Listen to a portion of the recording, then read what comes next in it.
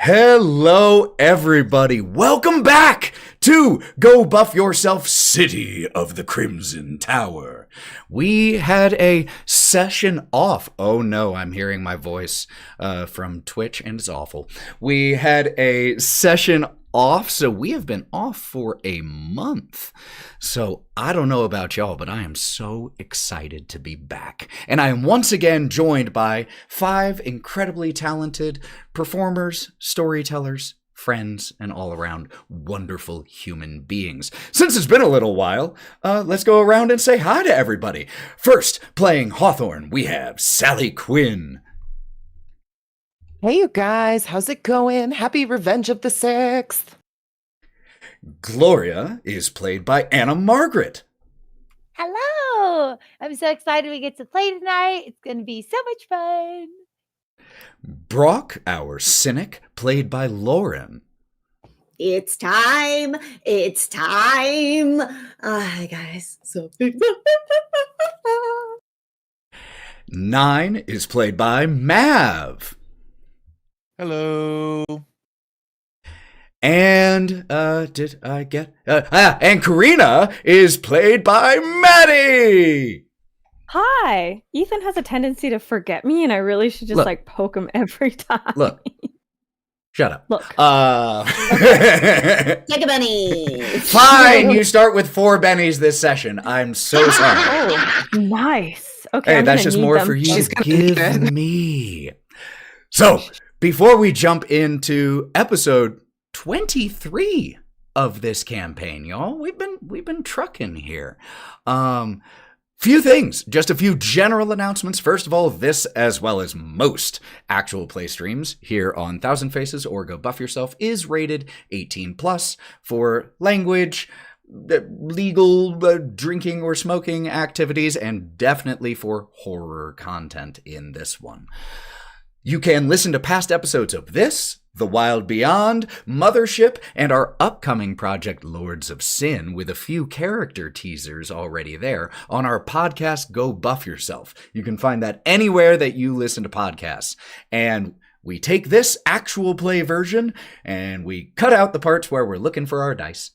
And we add even better music and sound effects. So if you like narrative plays and really want to feel immersed in those past episodes, please check that out. Those are my main announcements for the introduction section. Thank you to everyone who is currently here live with us, either on Twitch or YouTube. We've got some first-time chatters in here. Hope you're ready. If you feel like you're a little lost, you can always start with episode 1 on Go Buff Yourself, and you can catch up pretty quick. But I think those are my announcements. I'm out of breath, but ready to run that intro video for Chapter 23 of City of the Crimson Tower.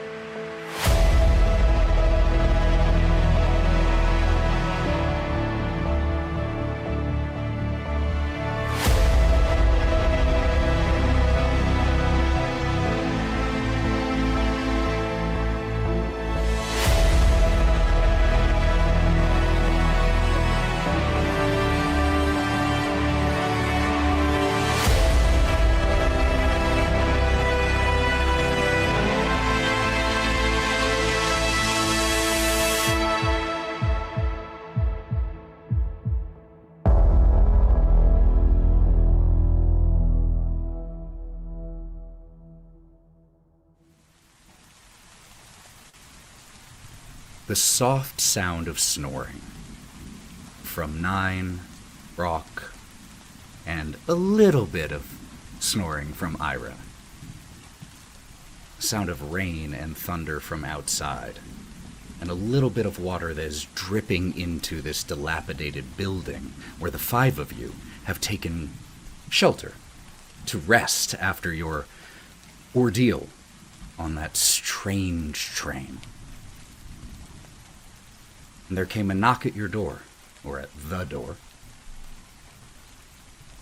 And when Karina, with Hawthorne shortly behind, went to open the door, there was a figure, partially concealed by a tilted umbrella, but when she lifted it, familiar sharp face, pale skin, red lips, black hair.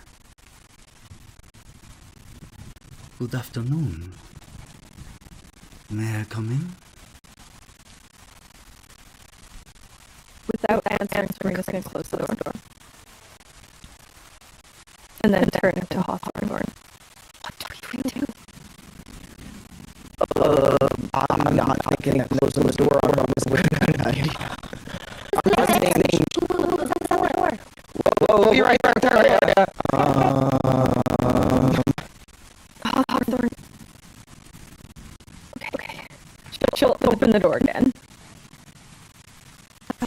Sorry about that. Come in. When you open the door and look at her again, the expression on her face is irritated.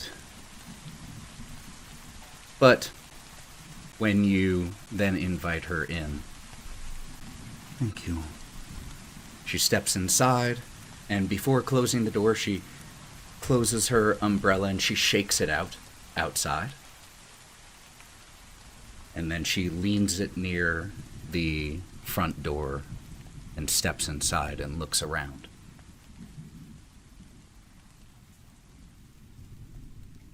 Where are your friends? I'm right here. Hi. Hawthorne, a pleasure to see you again. It is not you to whom I am referring. Nyne and Brawk, I do believe I heard Gloria. They are busy, so to say. Indeed. Karina's going to place herself between Strahd and the door. Like the door to the bedroom where Gloria is. Okay. Just so she's always between the two of them. I assume you're here for a reason. I was in the area. I wished to see how you found that train. I've yet to ever ride it myself, but I have heard that it is quite the experience.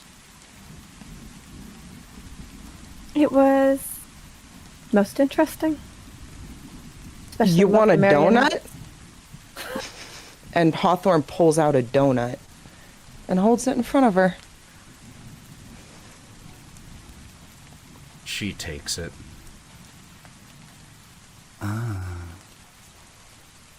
And so I see that you have met Morgan. Hmm?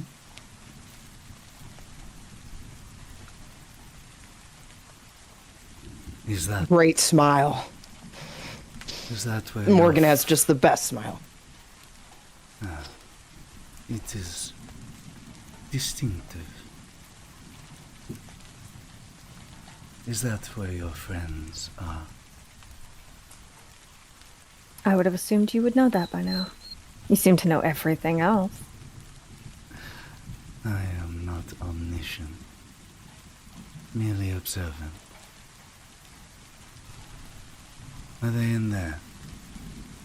And she points towards the door to the bedroom, where Gloria still is, and Ira, Brawk, and Nyne are sleeping.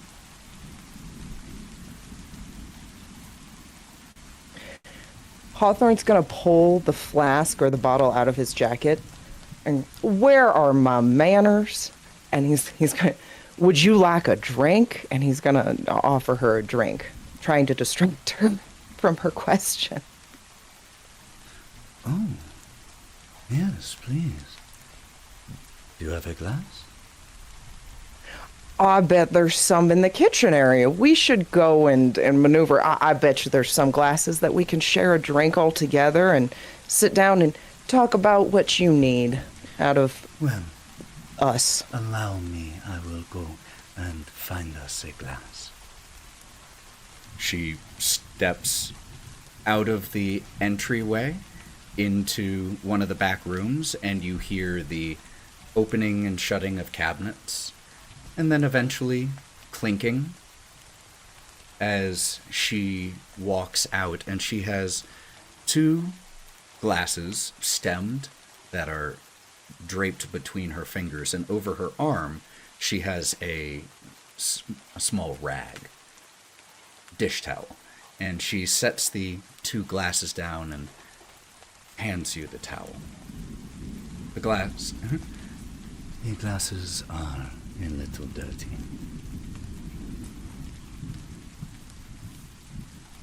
You want me to Sure. you want me to clean them? You want me to clean them? Okay.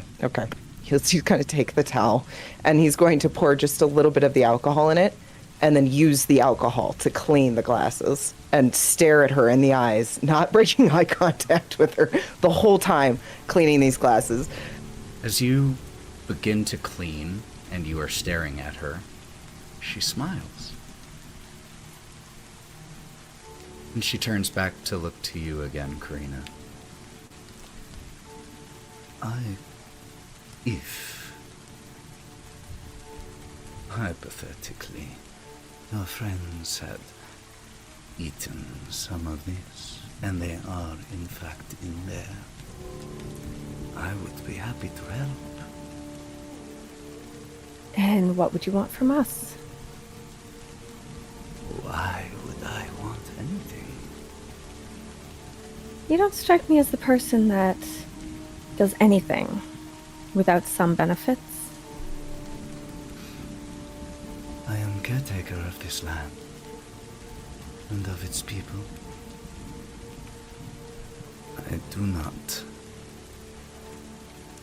Morgan is a repulsive creature with repugnant practices. I have no love for the man. In fact, it would please me greatly to hear that while you were on the train, you dispatched of him.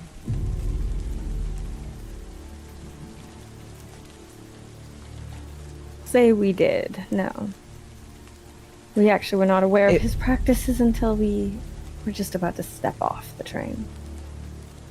I would have happily dispatched of him if I would have known. And he starts to put the glasses down and pours the alcohol. Now, if you were to help us, not saying that we need any help, if you were to help us, at what cost would that come? You both are very untrusting. Have I given you any reason to think that I have been anything other than forthright with you every time we have spoken? You see, words and actions are 2 very different things. And I can't help but to think we are just pawns in your little game right now. Oh, well. Perhaps you speak the truth. You are. Of course you are. But a queen still values her pawns. Queen will always sacrifice her pawns to get the upper hand. Fortunately for you, I see absolutely no benefit in your sacrifice. Perhaps it is wise that you ensure I maintain this perspective. Hawthorne hands both Karina and Strahd their glasses with alcohol in them, and he is holding the bottle and takes a swig himself without cheersing them. Do you play, Karina? Or Hawthorne? Or Gloria? And you hear the raised voice of Strahd. Oh! Oh. Oh. Do any of you play chess? I'm a fan I of wish the I game. could remember. I have no idea. I don't even know who I was a week ago. I know the rules. I know of it. I'm sure I could play it if I sat down. Could be fun. I'll inch toward. I'll like creak open the door of the bedroom, just to, like to peek to see if it's really who I think I heard. And you see standing there in a black pencil dress, hair a little wet from the rain outside.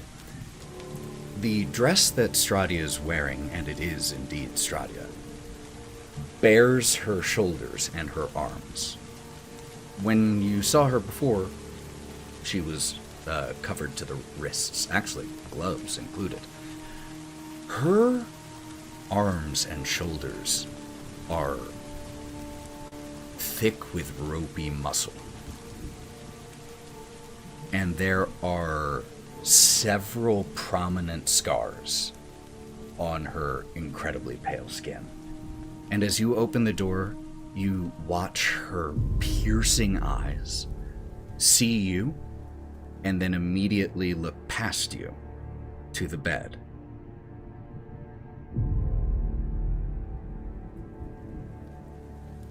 Is that a no on my offer then? Of chess? Oh, I had offered to your friends, And she picks up a piece of the donut. I am aware of the situation and would be happy to help. It is a trivial thing. You need simply I think ask. it's like there's a curse on them or something. Some sort of magic. You say this. Could you make me, actually all three of you, could you make me notice checks?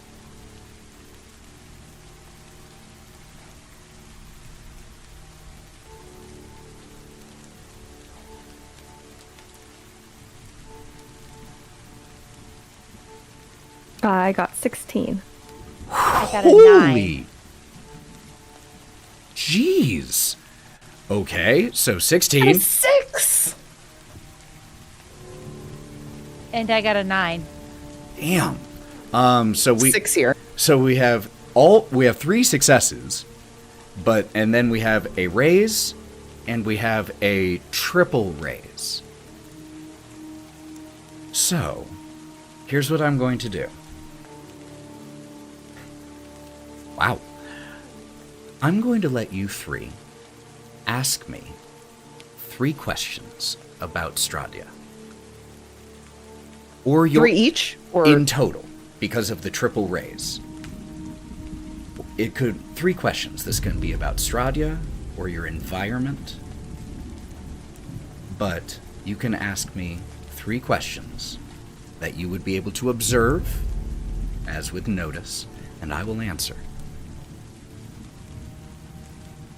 This can be. Can we talk about this first? Absolutely, and just so you know, Okay, that's what I because wanted we're to. familiar. A lot of us, I know D&D skills a little bit more. Notice it does include perception and insight. Both of those are kind of in one. So this can also be about her state of mind style thing. So I will give you 3 1 minute to come up with your first question. Okay, Okay, Matty, I you had wanna ask her- thoughts, and so did you. I want to ask her if she's like telling the truth, if how she's acting towards Morgan is truthful, and that she actually isn't like playing a game. Well, he did talk about her clothing and her state and how she is dressed and everything, and so that does pertain somehow to this as well.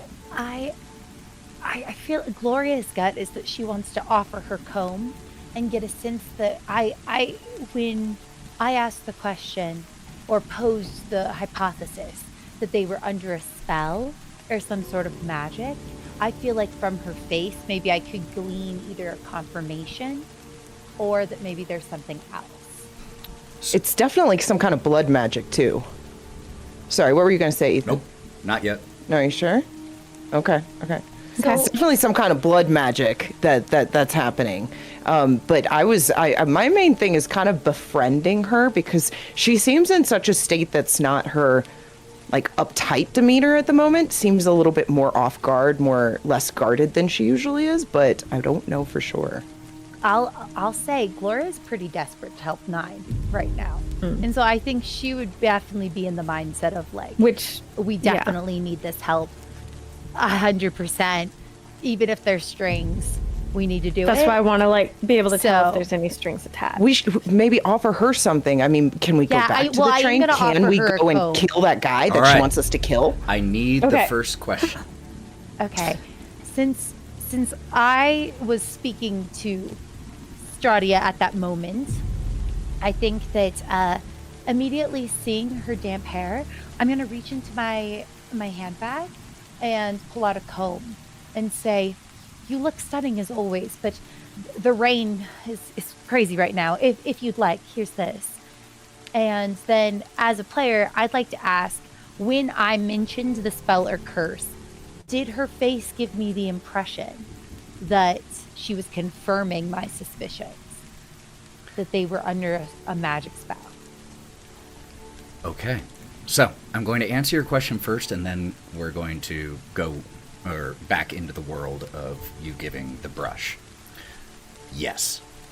When you say that it is magic in some nature, she gets a small smile on the side of her face. And not only do you get the impression, not only does her reaction seem to confirm to you that it is magical in nature, you see on her face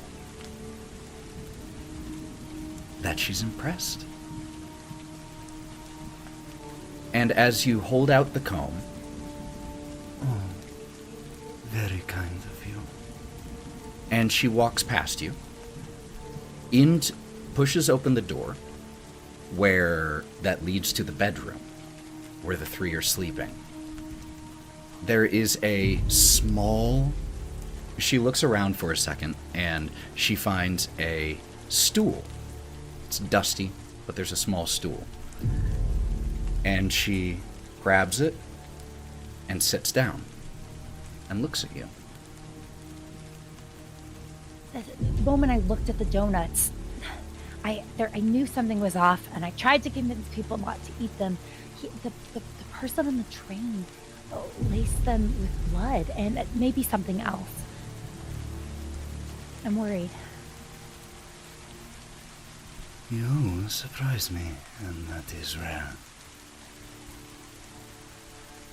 Were you going to brush my hair? Oh, yeah, of course. I'm like sort of distracted, but just like I've done for Karina so many times since coming here, my hands kind of move involuntarily. I'll comb out her waves, kind of using my hands to shape them into the waves that they were before they got wet, and I'll style her hair. And all the while, my anxiety, I'm feeling just so anxious for my friends. I find myself continuing to babble about Nyne, be like, I should have noticed something was off, but I didn't catch it right away. He carried me here. My wings don't do well in the water. The rain's quite terrible. And I'll just keep combing your hair. You continue chattering out of nerves as much as anything. And Strahd, when you start brushing her hair, smiles again. The same smile she got when Hawthorne began cleaning the glasses. That was one question. You have two more.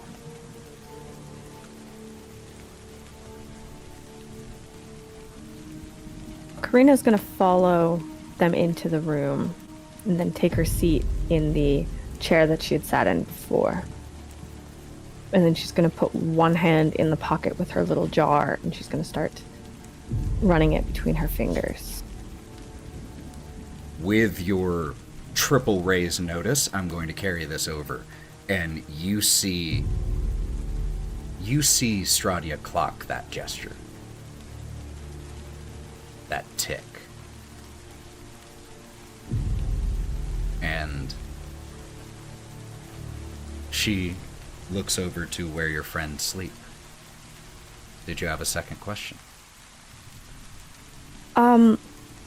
when she was talking about Morgan the first time, and then also now when she's looking at the friends, does it look like she's planning something beyond just a gesture of goodwill? This is a tough question to answer, and I'm going to use chess terminology again. Okay. A player may have an extremely long-term plan, but that doesn't mean that every move is for an immediate trade or alternative purpose. Sometimes the move simply is the move, and there's nothing ill about it, though it is still in furtherance of the long-term strategy. Strahd's hawkish eyes strike you as those of someone who always has a long-term strategy.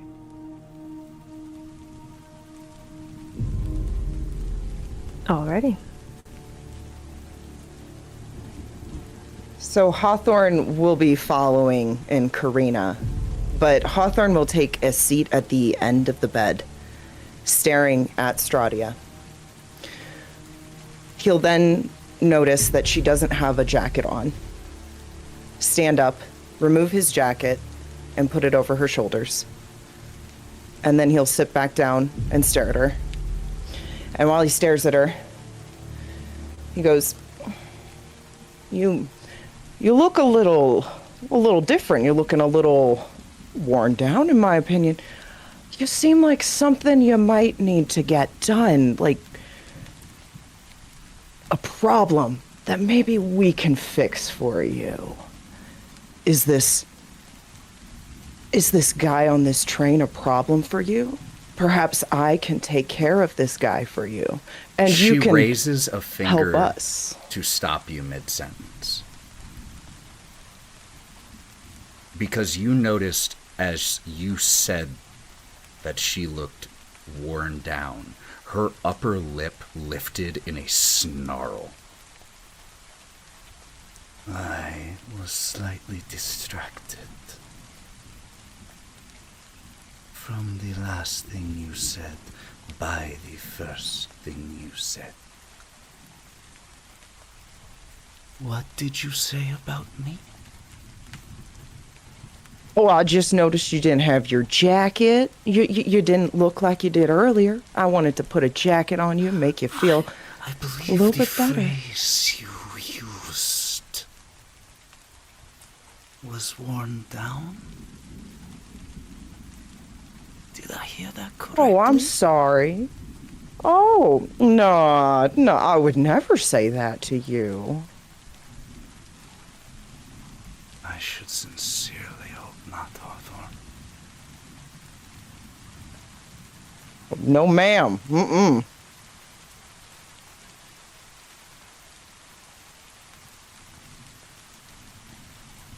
What else were you saying?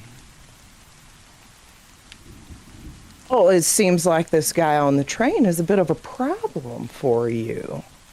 That perhaps he put a wrinkle in your plans a little, where you came to perhaps assist us with such a wrinkle that maybe he caused. So I was wondering, perhaps I can, if I go and take care of said person, perhaps you can help us with no strings. I already offered you help with no strings. Wait. You would be able to help them? Easily. My hand freezes. Oh. I could do it can't right believe- now. I could have done it 5 minutes ago. If I anyone... kind of- Gloria, she took away our memories. She can do anything. Well, I'm not confident I know how to do it at all. How to help them at all, Hawthorne. Oh, could you help them? I'll kind of move to... I know she's kneeling, and I was standing behind her. I'll kind of scooch around, sit, like, kneel in front of her. Would you be able to help them? Of course.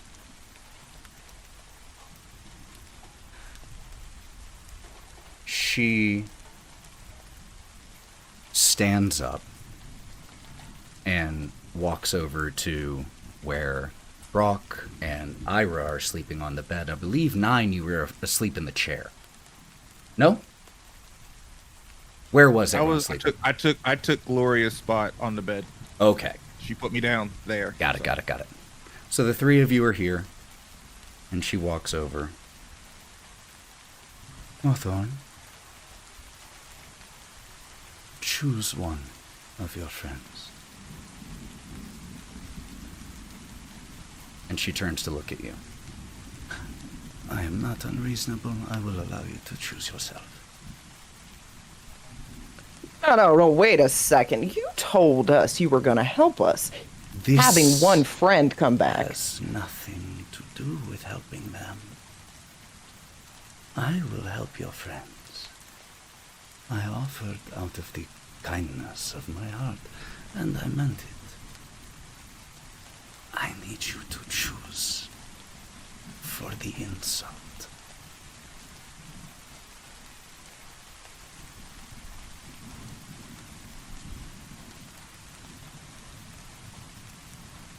Hawthorne's sort of sitting there pouting. He's refusing to choose. What am I choosing for? Are you going to kill one of them? No. This was a simple mistake. No need for such rash action, not when you are proving so entertaining already. Why would I break a new toy? Then what am I choosing for? Tell me and I will choose. Who shall pay the price? Yeah, what's the price? I'll pay the price. I am growing impatient. Come here and take it from me. You. Wonderful. She walks over to you very calmly and walks behind you.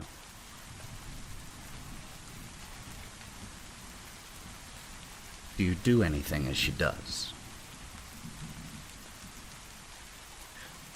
Well, Hawthorne's not the brightest, so as like an unbright person, he just sort of watches and literally is now looking at her behind.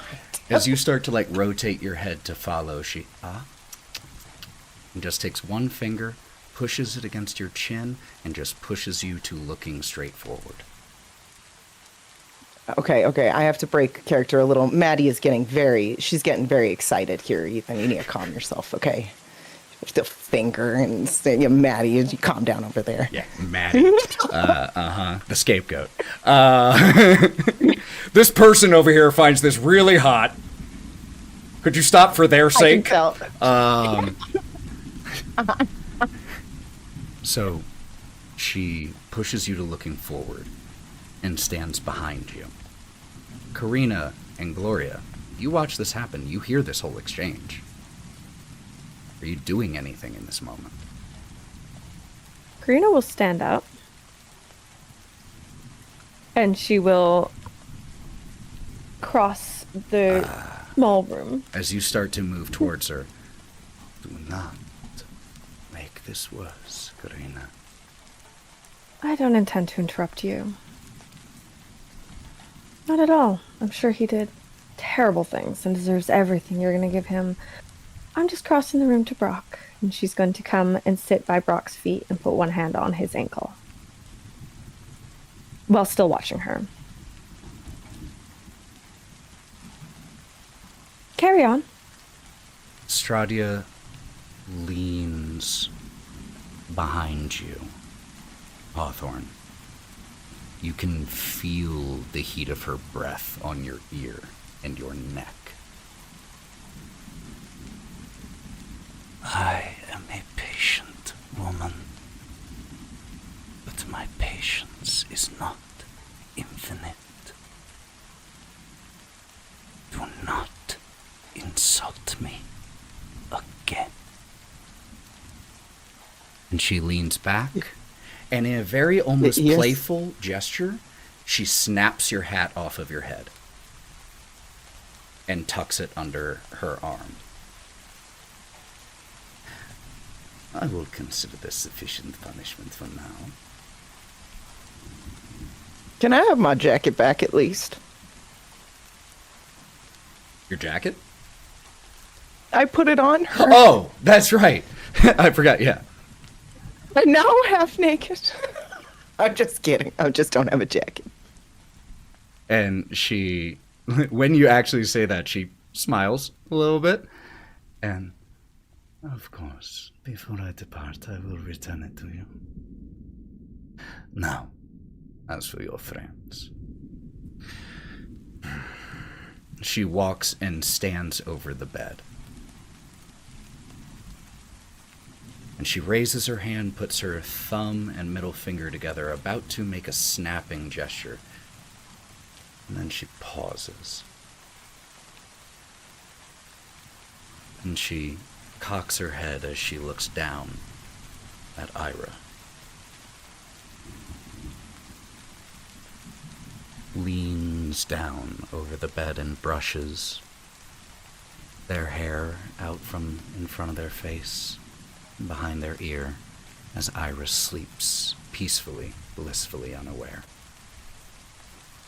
Rena is going to move her hand from Brawk's ankle to Ira's ankle, while still keeping eye contact with Strahd. She wets her lips slightly as she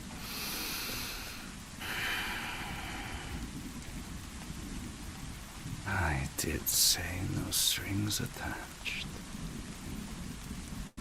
That was foolish of me. Stands up, snaps her finger.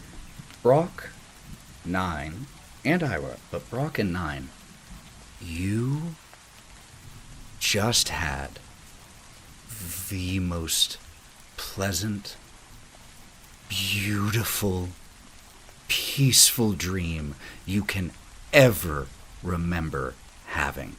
It was so realistic and vivid and joyous and bright. And when your eyes open slightly blurry, the world is gray and drab and dreary, and rain drips in from a hole in the ceiling, and you see, standing over you, Strahd Vanzarovich.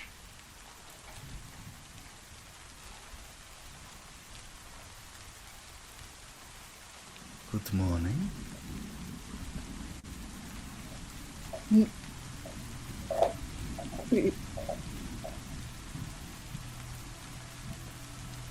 Gloria? Morning. Did I get the sense when I was watching her that when she snapped, it looked like she was casting a spell? Could I make a notice check? Sure. I'll let you make either notice or occult here.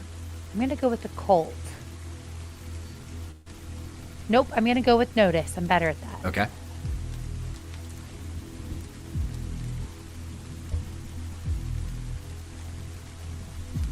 $18. Jeez! Y'all are rolling nutty tonight. It exploded. She's better at that. It exploded. Yeah, but y'all are rolling nuts. It has to have been magic to have broken whatever this was so quickly. There is just the tiniest little flash of a few motes of light around her fingers right before she snaps.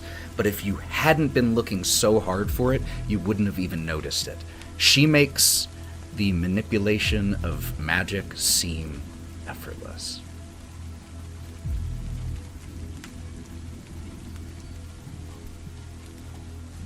Nyne. Nyne, upon waking up and seeing Strahd technically over him, Nyne is going to let out that noise cats make when you're in their space of like, why are you near me? But it's just going to rumble really low, and he's just going to be staring at Strahd because he's on his back and he's in a compromised position and he can't get out of right away. Morning.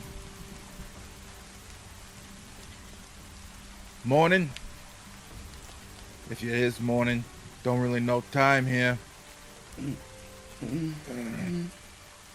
Ira starts to roll into wakefulness as well. Good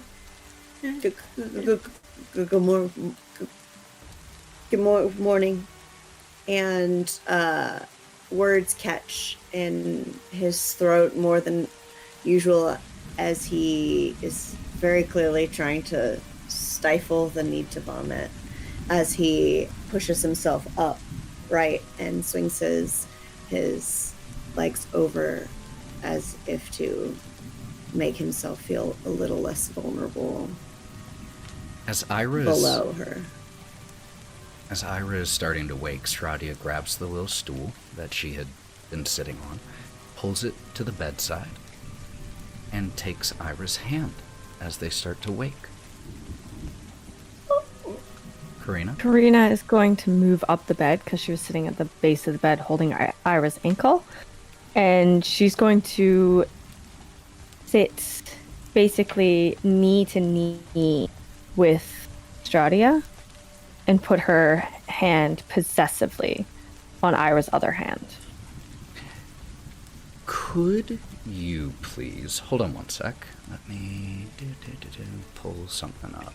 If y'all are gonna do this, can I get out of bed first? Because I'm still on the edge here. Hawthorne's already started trying to drag Brawk out of the room because he can tell that Brawk isn't doing well in this room with these people. I feel like I was kind of like kneeling, and then when you three wake up, I just like fall back on the ground, just like visibly relieved. And I feel like, you know, when you get super anxious and stressed, you just like start crying. Yeah, Gloria's just like sitting there crying on the floor, like. Baby girl. What is it? What's happening? Strahd saved you all. What? What? This situation that Strahd has put us all in has gotten us into this point, and she helped us. No, it wasn't her. It was the donuts. It was the donuts. Karina. Oh, Gloria, you're so smart in your own ways. Could you And please... Thank you. Karina, could you please make me a spirit check? Oh, shit. Okay. Where is that? I mean, yes, she is really smart. But I got a 9. It's very good. Wow, all our dice are exploding. They really are.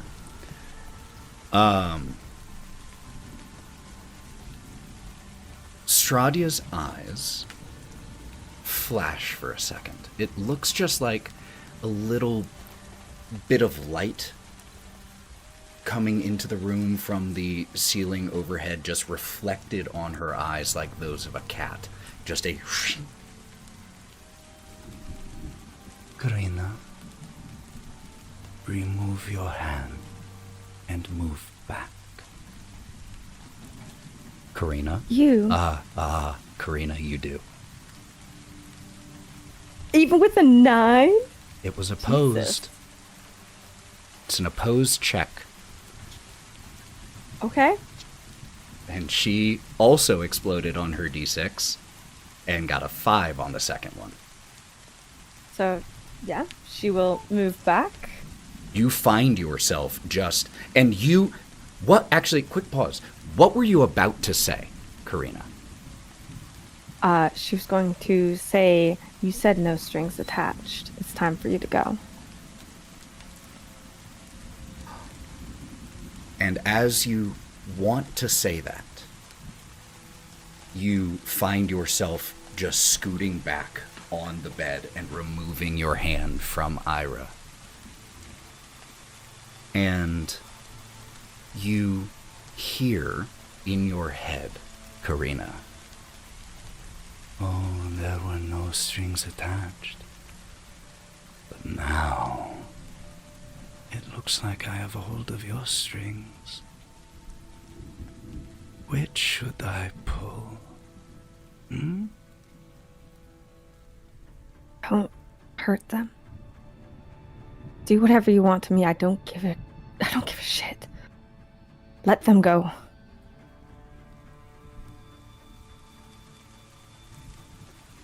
I'll give you anything. Are you saying this out loud, or are you She did not say that out responding loud. in your head? She's saying this out loud. Okay.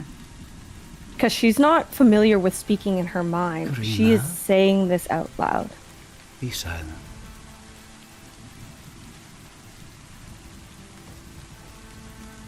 Do I have to roll, or am I No, silent? This lasts for almost a minute, 50 seconds, and it hasn't quite been that. She turns as your lips just do not separate, your tongue will not obey your commands. She turns and looks at Ira, who is now looking wide-eyed. I know you have had a scary experience, and I'm sorry for that. I did not wish that for you.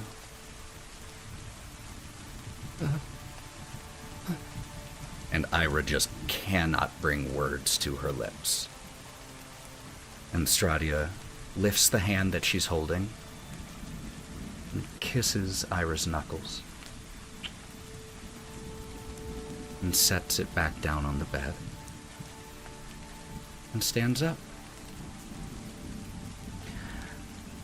To answer your earlier question, Hawthorne, yes, I would be grateful if you were to dispense with Morgan, but not for the reasons you think. Not because he interferes with my plans, not because he got in my way. He harms children, and I find it for no reason other than his pastries. And I find that repellent.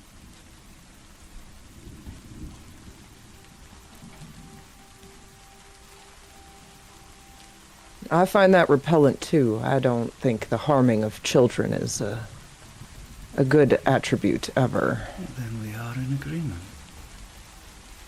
We sadly had a run-in with a child who was a monster earlier in a house. It was quite terrifying. A tragic story.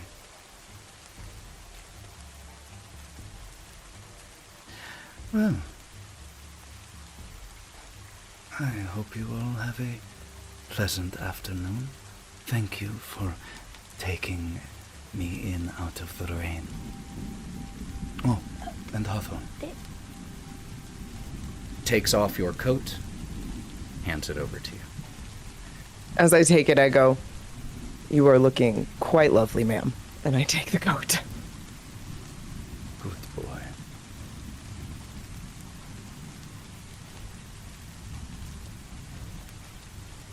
Gloria, I believe you were going to say something. I could be wrong.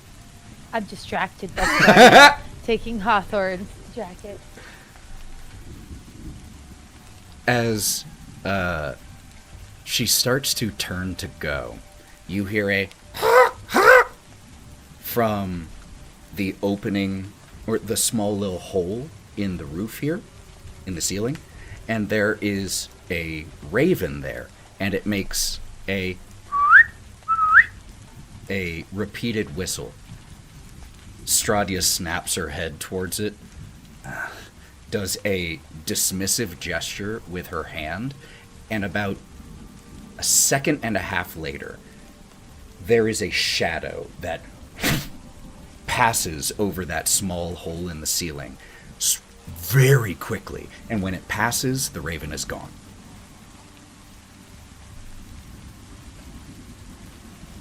Safe travels.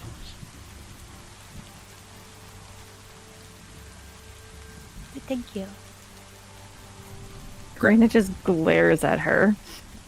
Grabs her umbrella, opens the door, opens it, steps outside, and begins to walk down the road.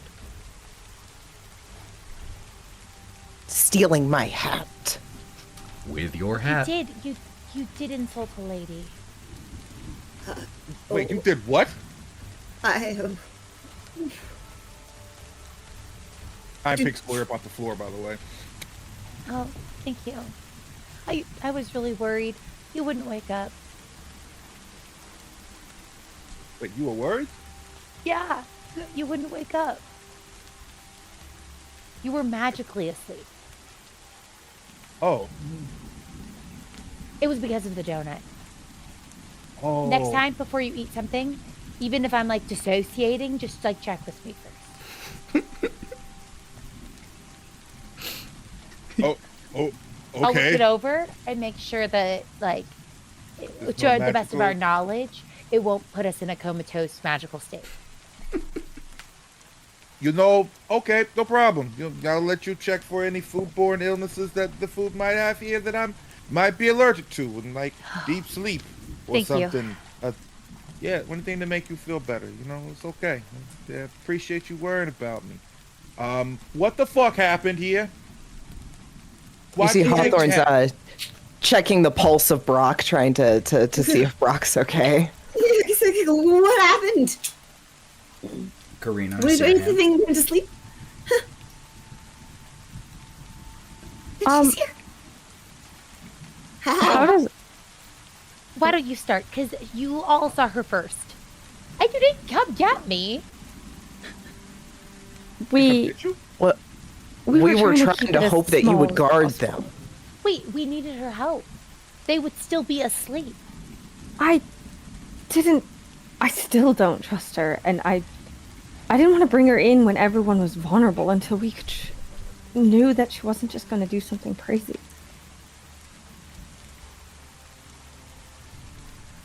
Okay, you guys, let's catch everybody up. Okay, so she knocked at the door. We came to the door. There was a whole back and forth. We had some alcohol. It was a good time, She came, she sat down, she got her hair brushed, got a coat. I think she was coming on to me a tad, I'm just saying. But then she helped us. But yeah, that's all that happened. I think it's important to note that while we were here, we went to sleep. We were taking shifts. And then when morning came, the three of you, Ira, Brawk, Nyne, something in the donut that you ate made it so you wouldn't wake up. I tried to look you over. It didn't look like it was food poisoning. I think I would be able to help you if it was just food poisoning. There was Can't something. even enjoy the donut. Okay, to be fair, the donut had blood in it. Exactly. Multiple reasons not to enjoy it. I'm fairly confident I could make a donut. If we gather some supplies, I can make a donut for you. Well, she took my donut too. Oh. Well, yeah. You You wouldn't eat it now. I had other uses for it.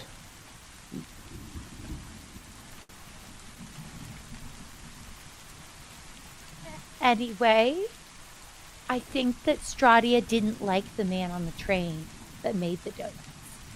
Which is fair. Because fuck that guy. Karina, I saw your hand.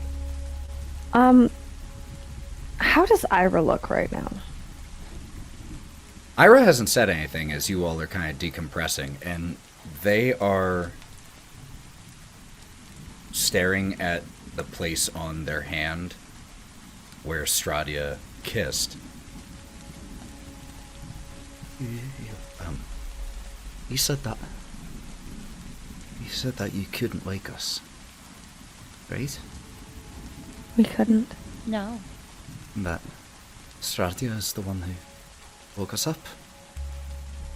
Yeah, she did a little bit of magic. I was watching her closely. I had a hypothesis that maybe I could have dispelled the magic on you, but I wasn't sure. What's weird to me, though, is that she, moved her fingers, and then it was so quick. Honestly, it's kind of scary and frightening how simple it was for her to just instantaneously remove the magic on all three of you. Karina, because you were looking at Iris specifically, as Gloria explains this, Iris still in their own head. Make me a notice check. If you get just a success, you'll notice you'll only get what you see on the exterior. As you get extra raises, you may get more. I got a 5, but I am going to spend a penny to try to okay. get a little bit better. Okay, I still got a 5. I'm going to stick to the 5, apparently. A 5?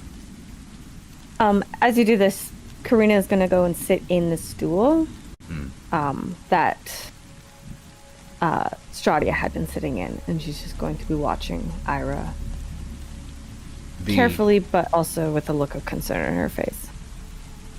The stool is cold as you sit on it.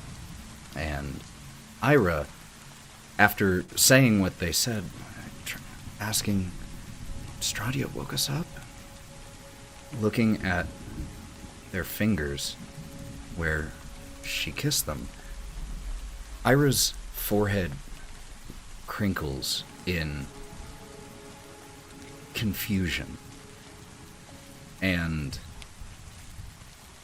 you can see that there are gears turning behind their eyes, but with just a flat success, you can't quite tell what, but they look a little confused by this information.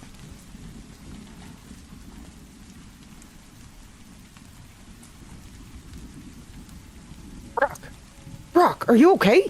Brawk? But I really want to throw up, and every time I open my mouth, because we're puppets. Yes, we are, buddy. I know. But I'm Just fine. because... Yeah. I guess it's fine. It's fine. It can be. What the fuck? Ira. Sure. What? And they kind of snap out of their reverie. The way that she was with you. It's terrifying. She was kind? Nah, that wasn't kind. Exactly. It was too kind.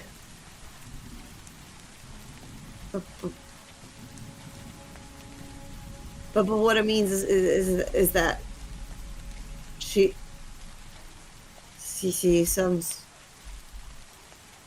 something different in you. And that possession. The people of Bridgewater, they say that she has an affinity for redheads. Women, especially.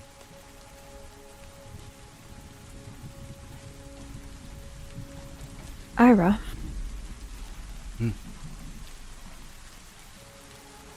Have you ever had it that you could not control your own body? When she told you to do something, you could not deny it?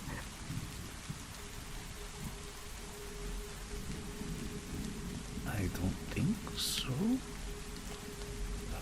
Not that I know of. That's terrifying, though. Yeah, it's worse to be in it. What do you mean?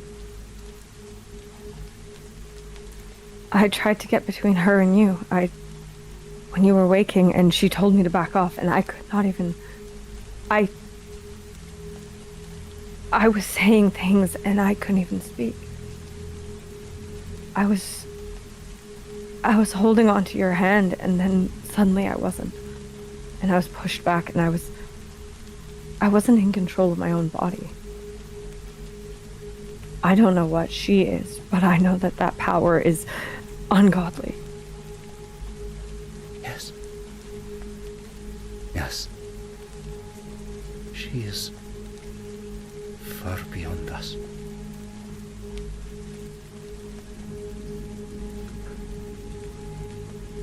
That's why everything always feels so hopeless.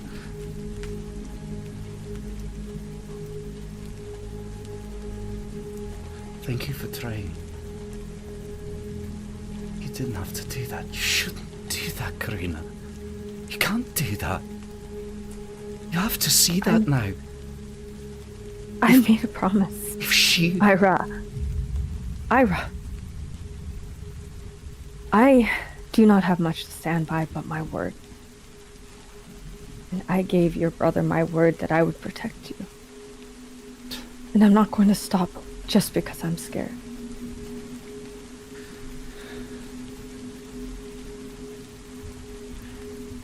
That's very brave of you.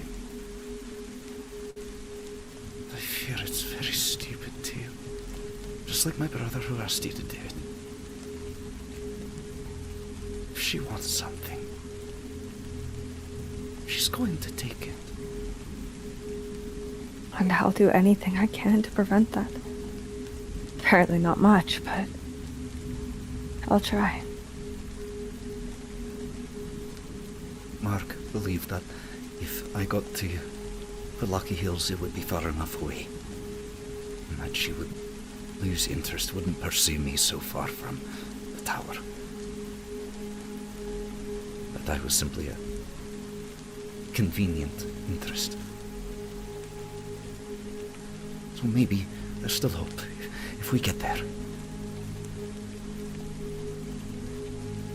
Nyne, I saw your hand. Okay. So we're supposed... Look, my brain don't work too good. I'm trying to relocate all this information. We're trying to get you to Lucky Hill so she doesn't chase you. But in reality, like what we're dealing with right now, what's so special about Lucky Hills if this is her entire playground where she can just poof, pop, poof, wherever she wants to at any point in time?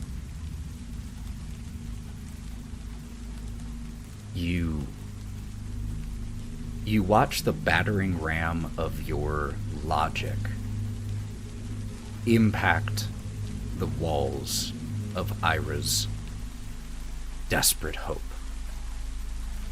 and crack them. And they just pull their knees into their chest and rap.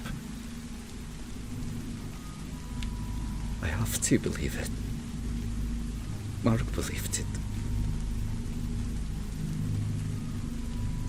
And even if it's not true, I've just got to let her take me without a fight.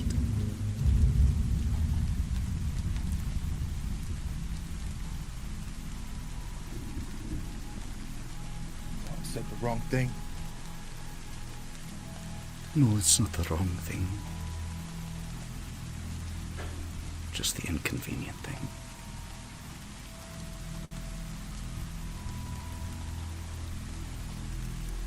You're probably Nyne has a right. point.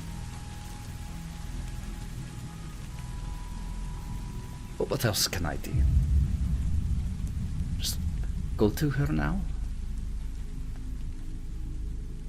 You can just keep fighting. I don't think you need to go to her now. I think that... Maybe it's not that bad. I think what happened today is something to be thankful for. You three are awake. We got her help with no strings attached. We did? That's what she said. And Let's hope it's true. She prides herself on her honesty. I think so too. I think she does pride herself on her honesty. I think that there's a lot to be thankful for. I just want to say that someone can cause a problem that they also fix, to try and make you feel comfortable in such a situation. So perhaps we shouldn't be thankful and just say that we should just stay away from her as much as possible. I mean, the She caused a lot of possessiveness she has problems. for Ira. I mean, that's bad. But it didn't seem to me like she's the one that caused them to fall asleep. You know, she caused us to be here in this moment, right now. Right now. She caused us to have the moment where we lost our memories when we got here. So we had to get on a train. She caused us to have to take Ira because she likes the redheads. I'm just saying, she caused a lot for us to be in this spot right here. I don't trust her and I never will. Ira stands up and runs out of the room. Hawthorne. Karina will follow immediately. Hawthorne, that's a lot of logical leaps. There's definitely some logical fallacies in claiming that just because she was the one that brought us here, that we lost our free will in all of the other decisions that we've made leading up to this point. I'm not going to deny that or force to say that you need to interact with her more or that you do have to like her. I just don't think it's really reasonable. Anyway, hold on. We got to put a pin in this. Iris seems really upset. So, we can talk about this more later. I'll follow too. Karina, you were the first to chase after. And Ira doesn't run far. They don't run out of they actually do open the front door and just step out into the rain on the front stoop here and just stand there face up towards the weeping clouds as the rain hits against their face. I told you I didn't want to be about that. Ira, you're not a burden. It's not We what would I be- just had. What you heard is somebody's frustration. Somebody who has not slept for way too long. No, but Hawthorne's right. I put you all in this danger. No, you didn't. Ira, we came from different worlds. Much like you did at the beginning, we were dragged in here to be the pawns in a game. And you are a happenstance of that. You are also a pawn. You're not a burden. You are one of us. And I will fight for you no matter what. You need to believe that. Because it's all I've got. Literally all I have since I walked into this world is that promise I made to Mark. Ira hears your voice break and turns and looks at you and comes in to hug you. She's just gonna clutch onto Ira. And they just cry for a second in your arms. I'm sorry, Karina. Don't be sorry. You deserve to be safe. You, out of all of us, deserve to be safe more. You deserve comfort, Ira. And I'm gonna do what I can to save you. To protect you. They, after a few more seconds in your arms, you feel a heavy heave of the shoulders, and they push back a little bit. Oh, this is embarrassing. First I'm asleep on the bed when she gets here like some kind of helpless maiden. Now here I am crying my eyes out just because someone said something mean. Ira, if you weren't crying right now, I'd be concerned.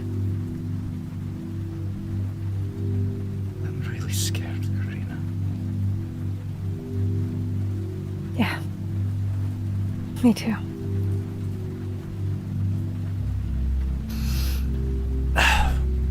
Well, at least the tears blend in with all the rain, so that's fine. Wipes their face a little bit. Karina will pull out her handkerchief and hand it to Ira. And they step back inside with you and start to dry off a little bit. This interaction took about 2 minutes, maybe 3. What were the rest of you inside doing? So we cut back just to the moment that Karina has run out after Ira, leaving the 4 of you in here. Hawthorne stumbles back into the chair and collapses and falls asleep.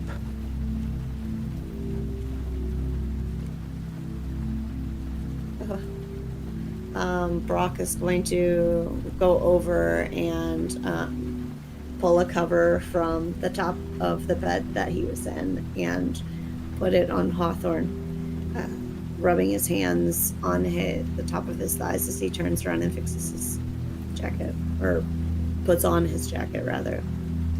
Looks at Nyne. I still don't understand what happened.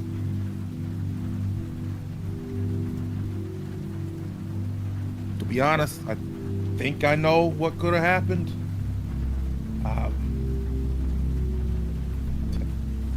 Angel, of course, she's the brains. We found, remember we were on that stagecoach, or that, that train car with all the sleeping people and everything? Oh. Yes. Oh my gosh. They must have eaten them as well. They must have eaten the donuts, and that's why they were stuck in sleep. Like I told I you was like before. walking towards the door after trying to have this logical discussion with Hawthorne. Hear this, turn back around. Oh my gosh, Nyne, you're right. But it's just Nyne. Yeah. Oh yeah. Sometimes, like I told you, sometimes my brain don't work, but sometimes it does, and I remember things. So, yeah. Do you remember your dream?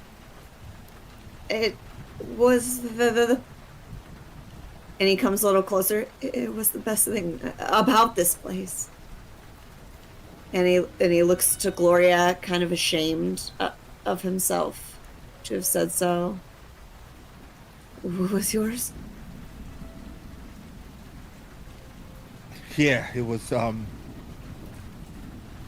When you mentioned his dream, what you just saw is his whole face changes. Yeah, it was beautiful,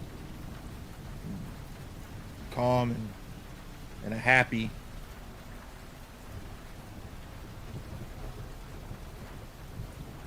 Yeah. I wonder though if it would stay that way. It looked like many of the people on the train were having night terrors. Ooh. Do you think it was because there were things on the train that could give them night terrors? Those monsters.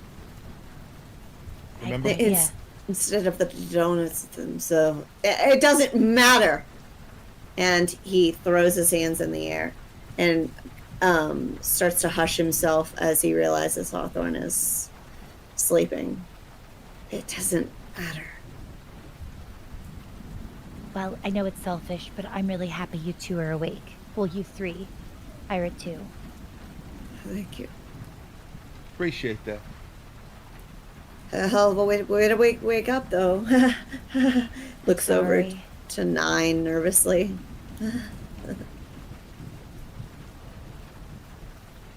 Yeah.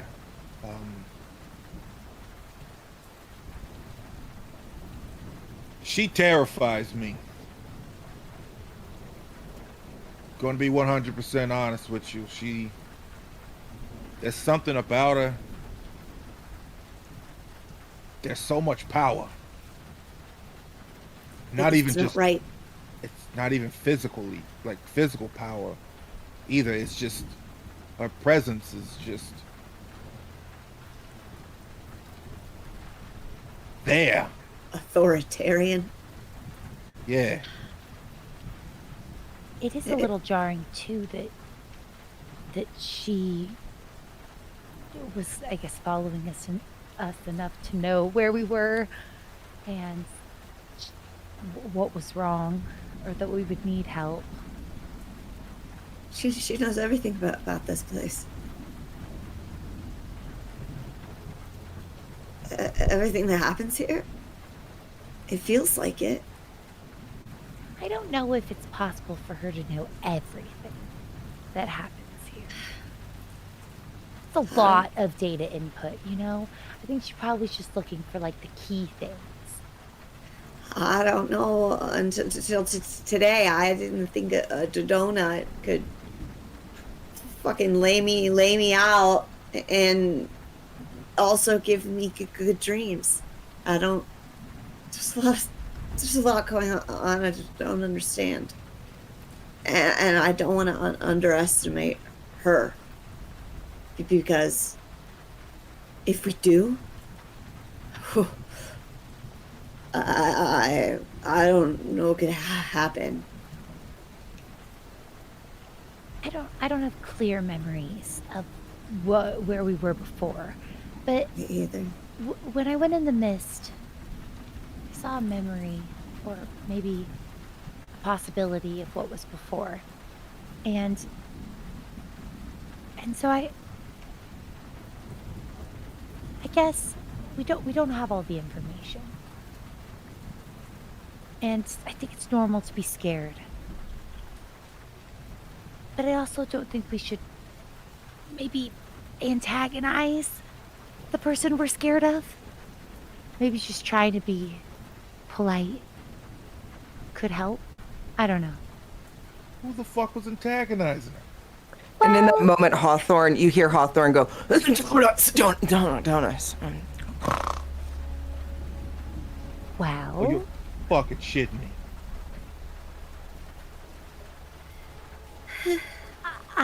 I would have been maybe a little bit offended as well if somebody told me I was looking haggard or worn down. I'd rip their face off.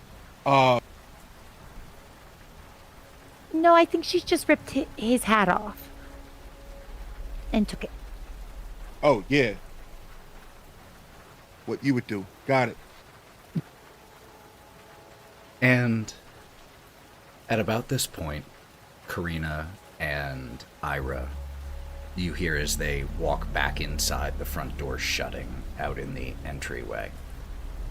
And let's take a quick break so people can go to the bathroom, refill drinks and everything like that. Just about 7 to 10 minutes, folks. So about 15 after or so, we will be back to conclude this chapter of City of the Crimson Tower.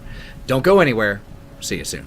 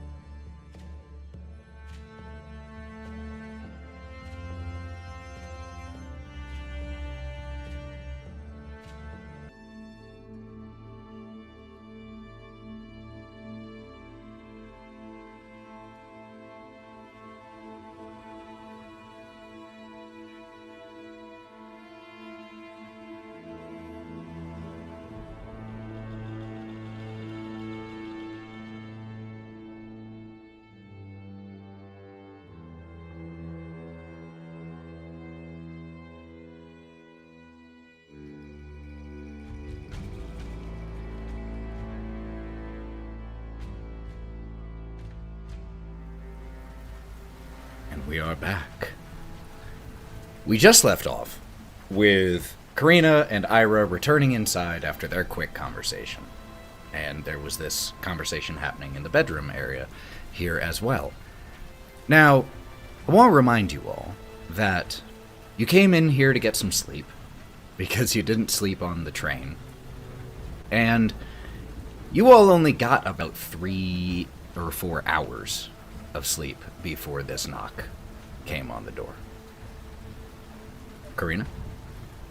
Should I roll something considering it's on to my we're second day without sleeping? If you don't sleep here tonight, yes.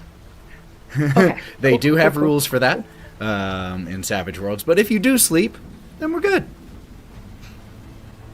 Great.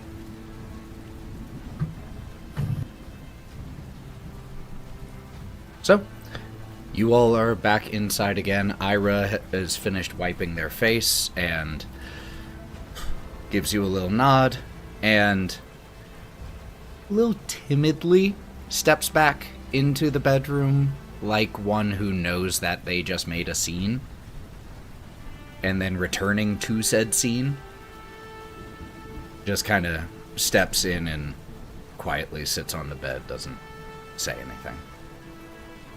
Karina will follow right behind Ira and just kind of cross her arms, take in the room, see that Hawthorne is very much asleep, and then probably sit herself back on that stool that she was sitting in before.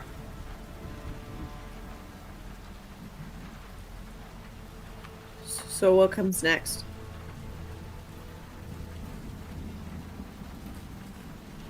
Well, we still got a job to do. That's the Valaki Hills. Mm-hmm. Hey, Ira, Good night. we got your back. Okay? You one of us. Just note that, as long as I got my 2 mitts here, ain't nothing getting to you. Okay? I believe that. I'm not sure what I did or what Mark did to get me so lucky as to have friends like you all. Thank you. Yeah, no problem. Now I would like to take a nap. I'm gonna go get a smoke real quick, and then I'm gonna go back to sleep because I was having a good dream, and I hope I can have it again. But Are there's a you little all- nicotine in myself, huh? Are we sure that we should go back to sleep? I mean, Strahd woke us up, but that doesn't mean it can't happen again. What if the 3 of us go back to sleep and we can't wake up again? And we're back where we started? She seemed pretty certain. Strahd, that is. Sounds like she's dealt with this before. Okay. Alright. I suppose if there's any chance of having that dream again, that was the best I've slept in a long time. Yeah. A real shame. True. Same. Gloria. There's a lingering fear in the back of my mind. Why would that be the case in this game? Nyne, before you go back to sleep, can I just I don't know, look you over, make sure everything looks good? Can I just I want to try to fly up a little bit so I can look in his eyes and just peek. I just give a once over. Can I try to make an occult roll? Does it feel like the magic I was sensing earlier is totally gone? You could make me an occult roll or a healing roll here, depending on what type of information you're trying to get. That's an occult roll of 6. 6? So, you kind of just think about what you know about this type of thing. They should be okay to go back to sleep.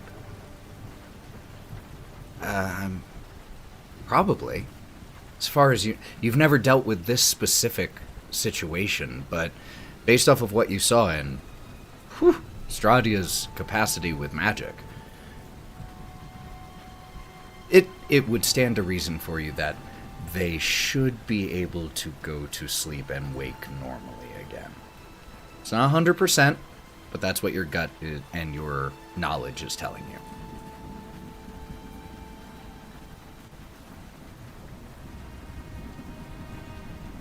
I think that sleep would help us all. Question, Gloria, what color are your eyes again? They're green. Green? Okay.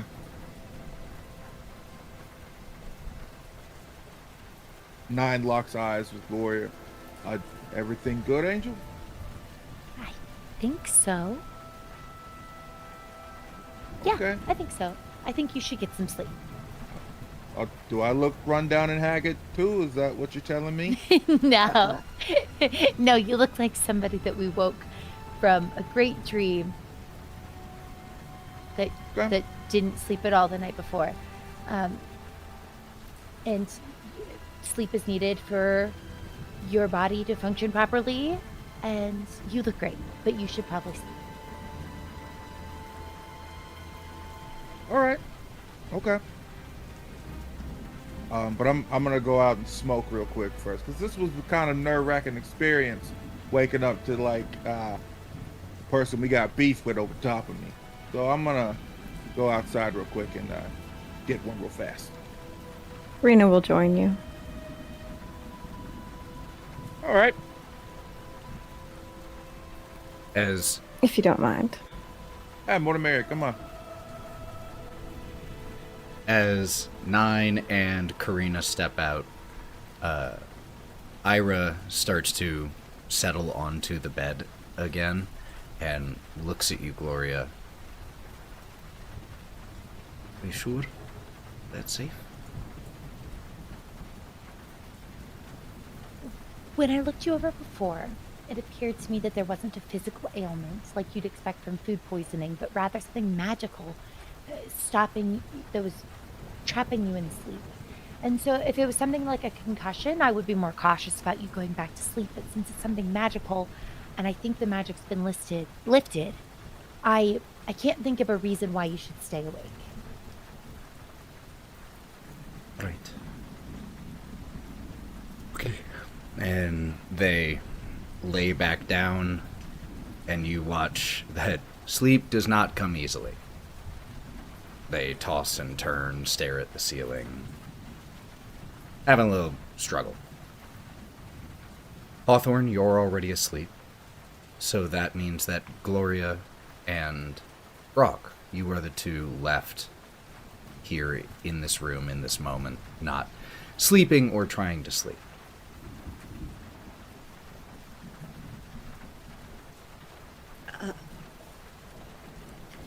I think Brawk, at this point, doesn't want to go back to sleep. Doesn't really feel safe in this environment. So he is going to nestle up, sitting upright, on the floor, leaned against the foot of Ira's bed, aimed towards the door, with his gun in his hand. And he's going to keep watch.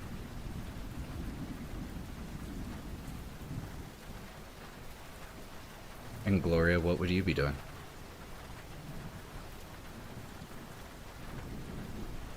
I'm gonna go to sleep. Okay. Cool. But I'm gonna wait till everybody else is asleep. And also, I'll probably wait 5 minutes, and then I'll try to wake up Nyne after he's asleep. And then if he wakes up successfully, then I'll say, okay, go back to sleep. And then I'll go to sleep. You shake Nyne. 5 minutes later. And he wakes up? Oh, I just had to check. Oh, wait. I'm Hold so on. sorry. Nyne was going outside. Nyne was Well, going after, outside. that's why I'm waiting till after. Oh, Wait okay. till My after. bad. Cool. I'll I French had braid this. my I hair. had this backwards. I'll French braid Karina's hair. I'm waiting. Once Nyne goes to sleep. Whatever I have to do. So we see as Gloria, you kind of settle down to wait for Nyne and Karina to come back inside. We hear Hawthorne snoring, and we just hear the as the water has gathered into this small little puddle in this room, and Brawk just sits on the floor, gun in hand. Brawk, we could take shifts too. If you want to, I'm afraid to go to sleep. I think that that's rational. I think it'd be silly if you weren't scared at all. I'm kind of scared for you to go back to sleep. But I think that doing something while scared is what makes someone brave. Okay. Oh. That's... And he puts both hands over his gun and he looks up at you. I do a lot of things scared. Yeah? Does that mean I'm already brave? I think so, because you could let the fear stop you from doing it. And, you're scared and you do it anyway. That's bravery. I don't think I've ever felt brave. Thank you for this.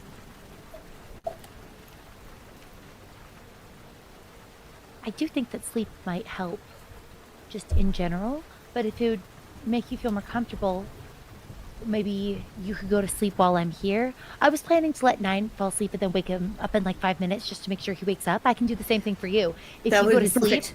I'll wake you up in like 5 minutes, and then if you wake up, you can go back to sleep. That would be a fantastic experiment. Love this. Why don't you try to go to sleep? Make me feel better. Yeah. Okay. He's going to post up in the bed that's closest to where Hawthorne is sit in the chair. Gonna take one more look at Hawthorne to see that he's all right, and then okay. Just gonna pull the cover up, hands over the edge. Just wake me up when. Don't forget, okay? I will not forget. I'm right here. Hey, Lauren, could you please take the dog chew? Oh, The the dog editor in me is going to despise that later when I have to I'm deal so with that on sorry. podcast. Got it. Thank you. Oh, my ears. Thank you so much. I appreciate you, my love. Please continue. So you start to snuggle into sleep, and Gloria, you wait until Brawk's breathing changes and slows.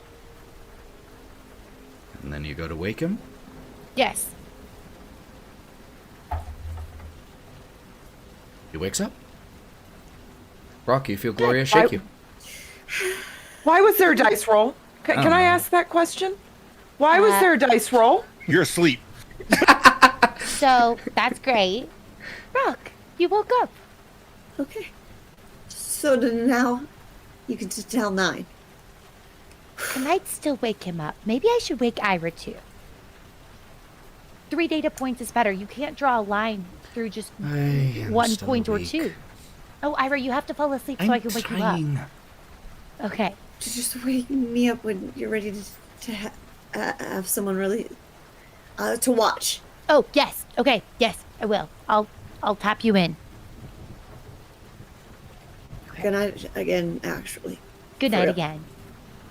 I'll kind of like pat you and pull up the dusty covers, try to shake him out a little.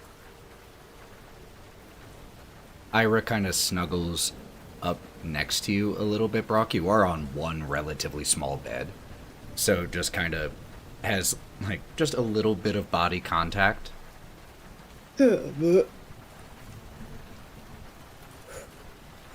gonna breathe through it.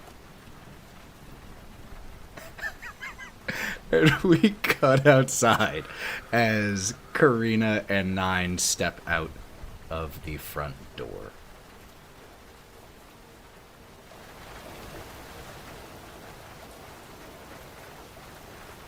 So, Karina, do you want one of these, or you want to do your old usual?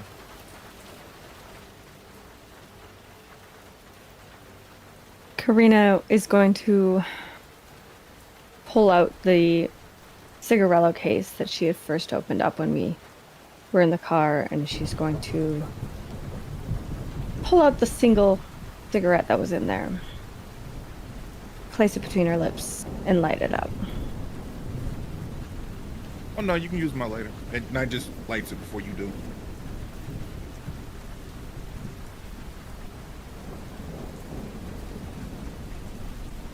So, How's your neck? My neck? Yeah, your neck. You got a giant gash in it from the skull thing that bit into you. She'll just reach up and like scratch the wound a little bit.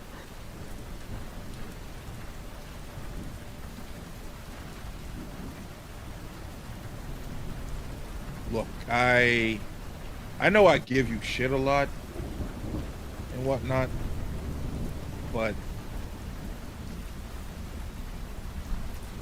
I only do it because I know you're capable, what you truly are capable of, okay? I do feel safe with you. I know you got my back in any form of matter if I need to.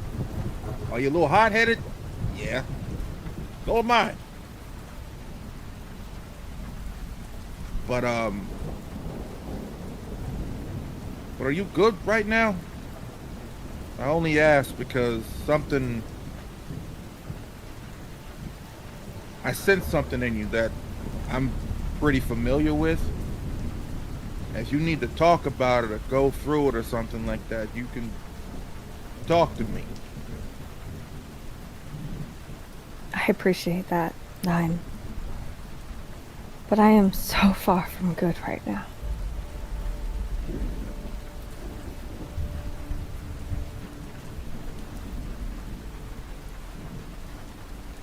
I'm not the best with words. I'm more of a reactionary, emotional, exposed nerve type of person, or cat man, or whatever the fuck I am in this realm of things.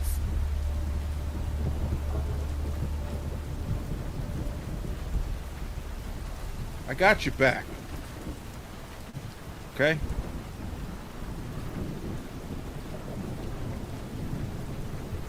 But the next time that you are in a type of situation where you all going hand to hand in fisticuffs and you got a weapon, swing from your hips. Don't go wildly with your arm. If you swing with your hips, you get more power. I Take a Benny. honestly, I appreciate it, Nyne. I do. I think I'll leave the fighting to you and Hawthorne, though. Well, look, I would appreciate if everybody know how to at least throw a good punch. In case, I know everybody else uses guns and, whatever powers that they got and everything, but, everyone's got a plan until they get hit in the mouth, okay? That's what happens. But the train was weird. The dioramas and shit. Yeah, I learned that word. I don't know where it's from, but I learned that. Diorama. If that was what you did and who you were beforehand, I mean, you look cool. I like that little thing that, Strahd and them made, or I guess she made it. I don't know. The fucking train's magic. I don't really understand magic that well. I'm still learning. Takes a big drag.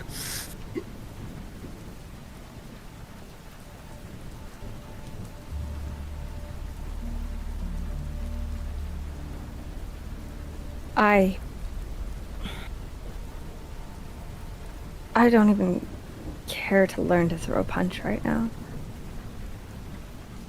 I don't know how long we've been here, but I am so exhausted. And I'm glad you still have fight in you, because I don't think I do. And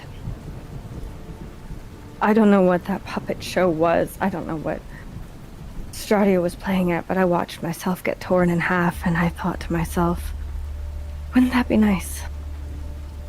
In that moment, that's all I could think. Wouldn't that be nice?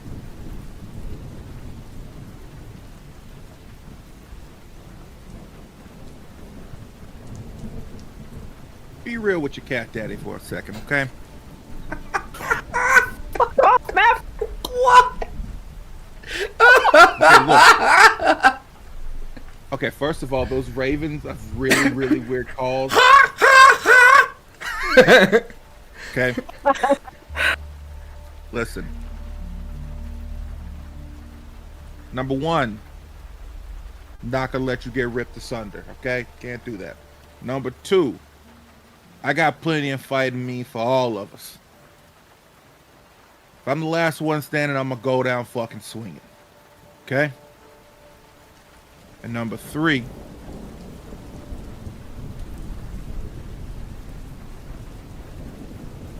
we need you around. The group needs you around. I need you around. Because you are a very vital member of this group. We're here for a reason. And we make each other stronger. Okay? Like I noticed, hey, like you and Brawk. You were there for Brawk when Brawk needed it, and Brawk was there for you. And you're there for Ira when they need it. It's okay to let someone else be there for you. You got 5 of us to choose from. Yeah, 1, 2, 3. Yeah, you got 5 of us to choose from.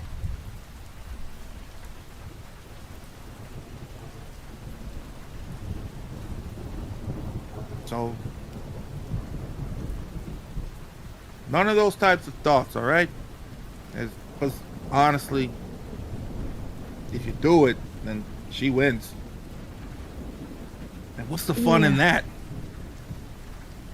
I'm fairly certain spite is all that's driving me right now. Shit, I know that feeling.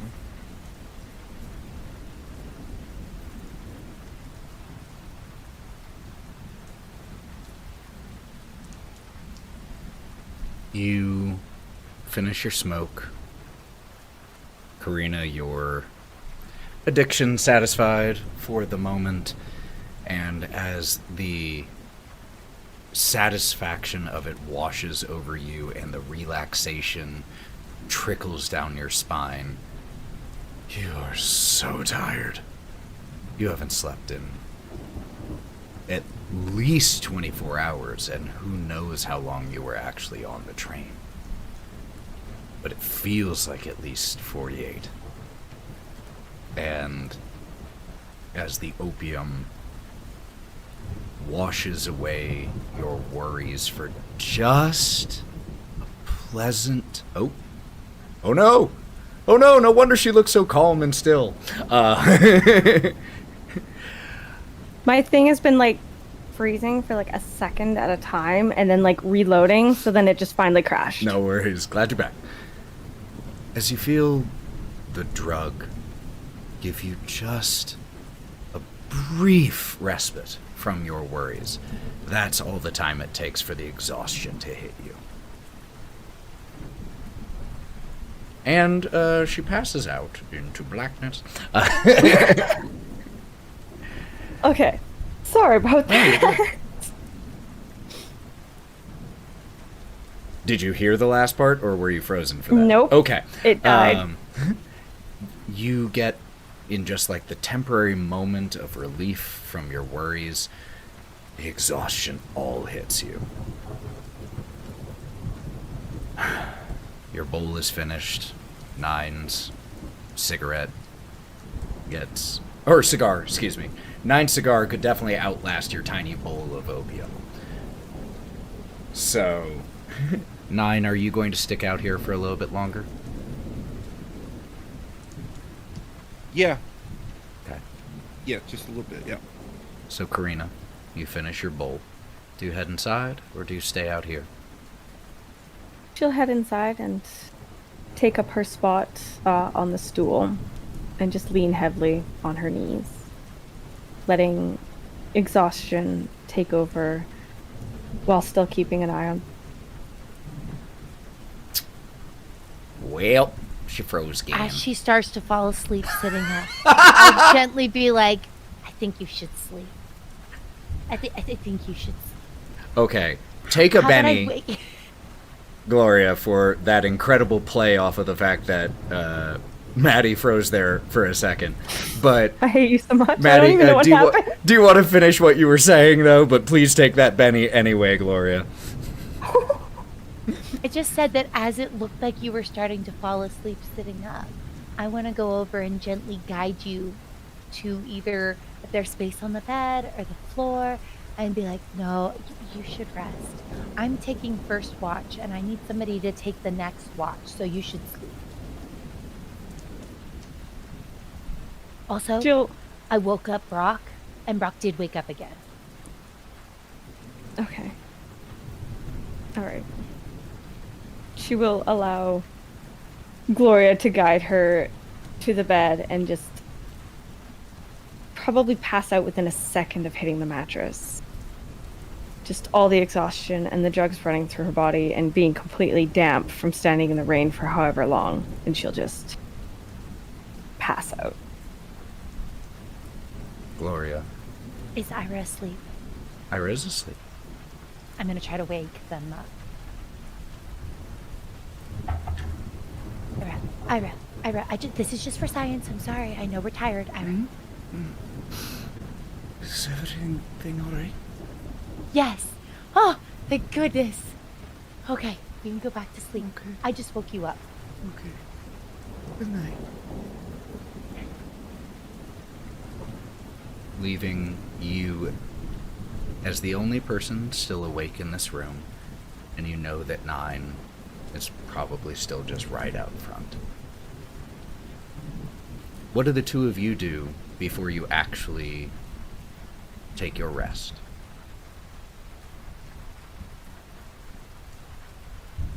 Nyne at this time, because he's still out there, is reflecting on the dream he had and how much he really, really hopes that it comes true. Because the dream that he had was a possible future with Gloria. Because it's a dream. And it's like,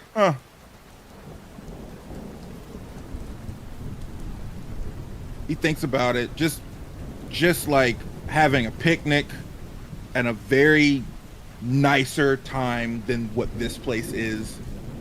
A picnic underneath like a cherry blossom tree in a park, and just enjoying listening to her ramble about her interest when it comes to science, something scientific about how the pollination of trees work and how all this goes, and just listening and just enjoying the time and space with each other. He takes a long drag, butts out the cigar, and then walks upstairs. You head up just the few front stairs of the front porch to the front door, close the door behind you. You're dripping wet. And you leave just these ever-decreasing in size puddles behind you as the rain falls off of you. Quietly push the door open to the bedroom. The smell of cigar smoke follows Nyne as he enters in here. Exaggerated by the moisture, the humidity just makes that smell even more intense as he walks in quietly. And Nyne, you see that Gloria is the only one still awake. Hawthorne asleep in the chair, Brawk, Ira, and Karina on the bed.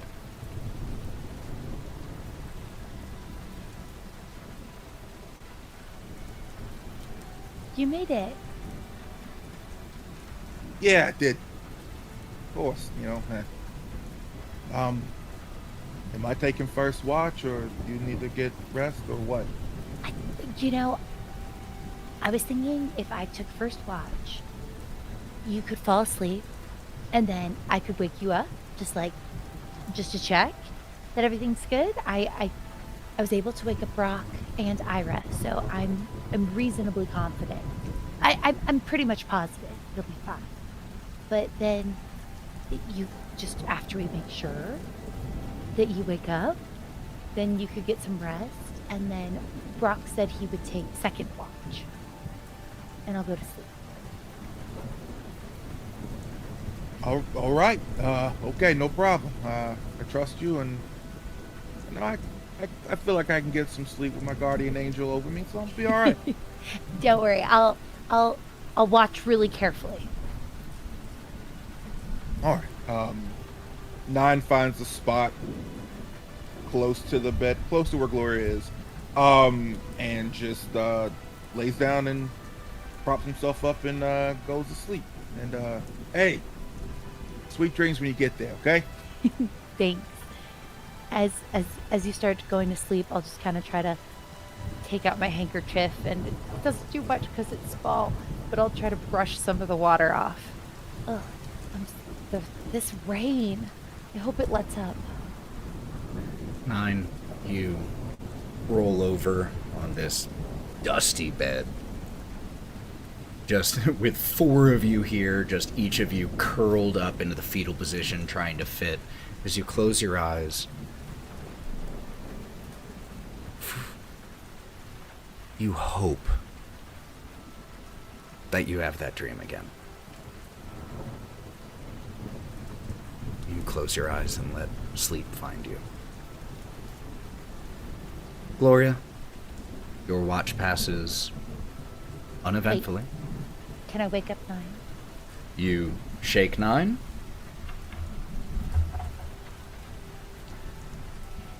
Nyne, you wake up. Hey, Emerald Eyes. Hi. Okay, you can go back to sleep now. It's been 100% successful. All of you woke up. I think you're good. I think you're safe. I like impulsively just give you a hug, and I'm like, I think you're okay. You can go to sleep. Oh, okay. Oh, you smell nice. Here, just go back to sleep. Brawk. Or Gloria, your watch passes uneventfully. I'll wake up Brawk. Got it. Not got it. And then he's gonna slip down to the floor, and the gun in hand. You slide down to the ground. I forgot to watch for anything, but I was awake and nothing came. I was just kind of watching you all. I realize now I maybe should have looked around outside the room, but I definitely didn't, Brawk. I think maybe before I go to bed, should I look with you? No. I got it. Okay. And I think I forgot like the key part of keeping watch, but I did watch you all, and nothing came in here. That's fine. That's fine. If it's today's out there, it's That's not a good a point. problem. Yeah, Correct? totally Correct? fine. You're right. So maybe I won't go out there to continue the trend. Good plan. Okay. Okay. Wow, I'm tired. I'll go to bed. And Brawk will sit down on the floor without checking outside with his gun on the door.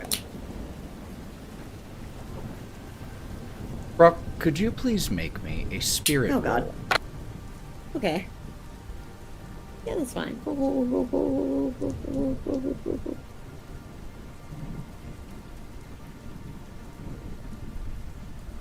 go ahead and re-roll that. You gonna spend a With penny? Yeah, I'm gonna spend that penny. Because I got a 3 and I didn't like it. Yeah, that's much better. We're gonna do an 11. Okay, cool. You feel that dream you had was so nice. And when you slept again this time, nightmares. No pleasant dreams.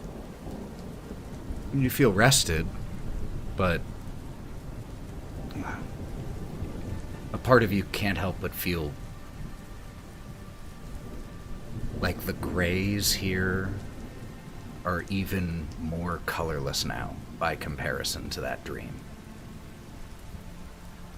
The emptiness of this place even more hollow by contrast. Nyne, could you please roll me a spirit roll?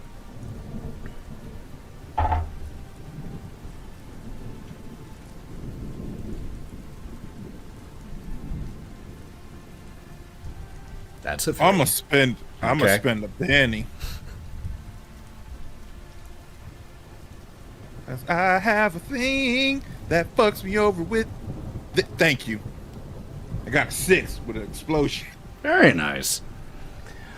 Okay. You sleep peacefully. Your dream... You know how sometimes you have lucid dreams and you feel like you can control it just a little bit. You're aware that you're dreaming. Nyne, you are aware that you are dreaming. Turbulent, unpleasant dreams of rain and fog, raven-haired woman, a mask. And even though you're aware of it and you try to force the dream back to that verdant landscape where you were having a picnic with Gloria, you simply can't conjure the image. And as Brawk sits, gun in hand, and everyone else sleeps, the camera pulls out just slowly from this room, through the ceiling, and we see seated at that hole in the ceiling, raven with blue-tinged feathers, cocks its head,